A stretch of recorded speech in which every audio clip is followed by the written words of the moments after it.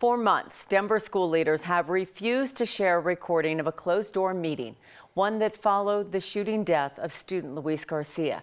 Today, the board decided it was time to release the tape. There had already been a court order issuing that they would have to release the tape. They've decided to do it themselves, and now we are waiting for that recording. In the meantime, 9 News reporter Aaron Adelson explains why some board members were connecting the timing of today's decision to release that tape to Denver City Hall. We're all here. Good morning, Michelle. How did we get here? This meeting is open to all who wish to attend. It's summer break and we're watching a school board meeting in the DPS administration building's lunchroom. The rest of the board is getting on the Zoom right now. Why now? It was never really in my hands. I'm confused. After fighting for months to keep a March meeting secret, the board decided to throw in the towel with an emergency virtual July meeting. This is unprecedented. And Vice President Ayante Anderson logging in from the cafeteria. I asked for the executive session to be released sometime in June. Why are we here in July? On March 22nd, Austin Lyle shot 2 employees at East High School and later died by suicide. The next day, the school board called an emergency meeting. This is the Board of Education will now move into executive session. They went behind closed doors for 5 hours and then voted unanimously to reinstate school resource officers for the rest of the year. 9 News asked to get a copy of the meeting. DPS refused. A legal fight ensued. Would you please call roll? Now it's late July with a new Denver mayor, about 100 days from school board elections, and the board voting unanimously to release the tape. In a lot of ways, what comes out on that video will speak for itself in terms of which board members demonstrated leadership. I think it's curious timing. I question if there were any fears of political retaliation from the former mayor once this tape would have been released. Anderson says the superintendent told them if the board would not reinstate school resource officers, former mayor Michael Hancock would. There was a threat of an executive order. That's what prompted, I think, board members, I would say at least myself, to act in a way of making sure we protect the independent institution of this school board. Hancock's office denied ever making that threat. I don't think that this was the best use of our time as a board. Here we are, still waiting for the tape. I don't think that we benefit anybody from extending the legal battle. With that, have a good day. This meeting is adjourned. In Denver, Aaron Adelson, 9 News.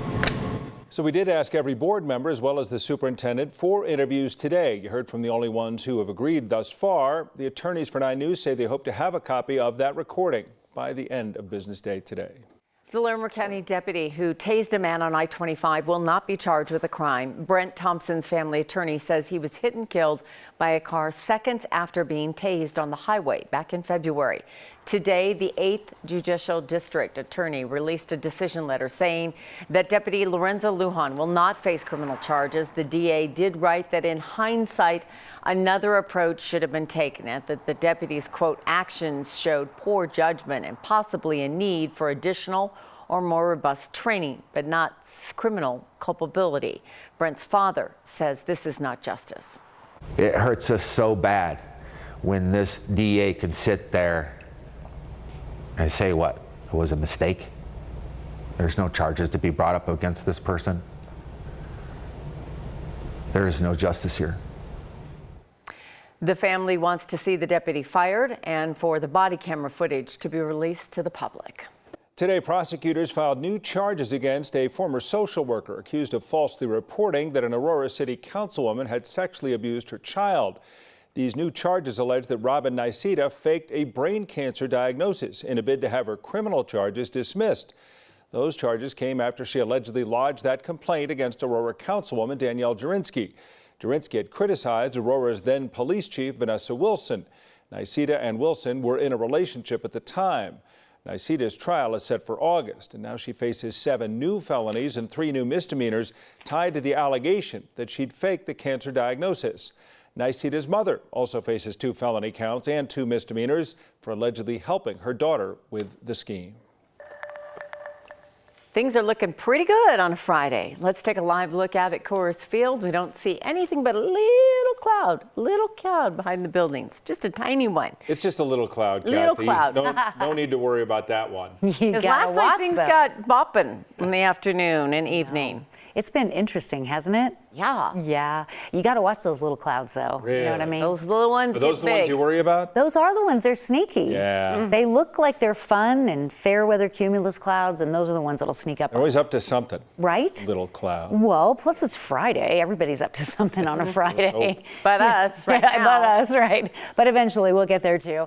We are staring right into the weekend, and the weekend weather outlook looks great for anything that you might have planned. Evening drive underway now. Travel seems okay on I-25.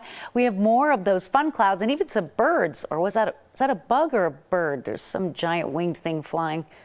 Is that you guys look at this. Watch, every now and again you'll see it's either a bird or a bug. It's got, Oh, that's a bug. I'm going to go with bug. Oh, hi. Oh, God.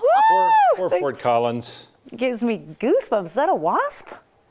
Look at him. That is full on a wasp, right? Like, is that when they yeah. What did they do? They kind of lick their. I don't know. I'm looking at you, bug. Beat it. All This right. is crazy. The producer says oh, there we it have to- goes. Right now, it just left. Okay. Okay, my producer's like, move on. I'm like, you move on. This guy wants to be on TV. There's this little bug butt up there, and there's his friend over on. We could just do this all day. You think those cameras at the zoo are fun? Then I could watch this all day. All right, if you're traveling into the high country, no issues on I-70. A beautiful forecast coming up. As a matter of fact, with abundant sunshine today, we're 83 in Denver, 81 in Kremling, still close to 100 in Grand Junction today. Humidity values are up. This is fuel for storms, so it may not be entirely calm all night, but the severe weather threat appears to be south of our area in New Mexico. However, we're seeing some storms develop west of Fort Collins near Steamboat, tracking from the northwest to the southeast. So it's still possible we may have one stray storm yet tonight. So don't be fooled. Storm Prediction Center has Denver in that marginal risk for a storm that could cause a little bit of trouble. I don't expect that we're going to see severe weather. And you can see on future casts, we get one come through, get another one come through, and then guess what? We have clear skies. And so the temperature is trending for your outdoor adventures in your backyard, on your back patio, or maybe you're headed downtown. How about mid-80s in July? We love that. Dropping into the 70s after dinner time. Coming up in Maine weather, we'll go back to the bug cam, the wasp cam up in Fort Collins, and we're going to track some isolated storms for you and detail the weekend forecast. We're going to look out to the potential for record high temperatures next week. So, as you saw, calm today, but yesterday we had thunderstorms and hail and also a tornado at Pikes Peak. The National Weather Service in Pueblo confirming that today after completing their damage assessment. So just so you know, the highest elevation a tornado has ever touched down in the United States was at around 12,000 feet, including one on Mount Evans in 2012. We're still not exactly sure yet how high yesterday's tornado did touch down. We'll keep you posted. It is a big deal, though. No Deion Sanders at Pac-12 Media Day today. He had a second successful surgery to remove those blood clots that he's got in his right leg they're still dealing with. But CU was still represented. Speaking this hour will be defensive coordinator Charles Kelly, as well as wide receiver Travis Hunter and QB Shedeur Sanders. Sanders also made an appearance on ESPN2 earlier today, where he said his dad's doing really well. He's in good spirits, and he brushed off any concerns about other quarterbacks in the Pac-12. Well, I'm a Sanders. I don't feel pressure. That's the thing. It's in my blood. Like, I don't get nervous. I don't get none of that. Especially when you prepare, you got the coaches and you got the staff and the players around you. Like, there's no real pressure. You just fighting yourself and your own thoughts. And that's the thing. I don't fear no names or no nothing like that. I'm a Sanders. I don't feel pressure. Okay, we're going to hear more from Shedeur and the rest of the CU contingency, all coming up at 5 o'clock. Mark your calendars. Next Wednesday will mark 1 year until the 2024 Paris Summer Olympic Games.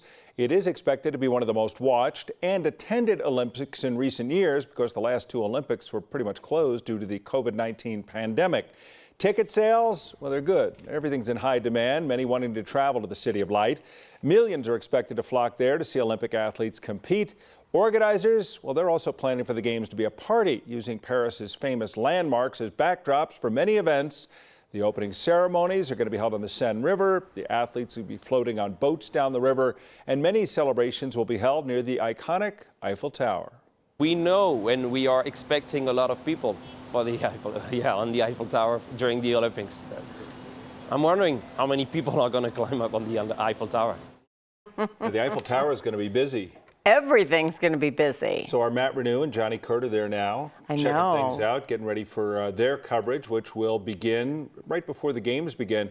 The opening ceremony is set for July 26th of 2024. Can't you believe it? That year will come by like this. It'll go back. It'll be less. It'll feel like a year. No, it won't. Less than a year. Less than a year. Okay. I can't wait to see some of their stuff, and I just think, I think Paris is like so beautiful that it's going to be pretty cool. Paris is pretty good.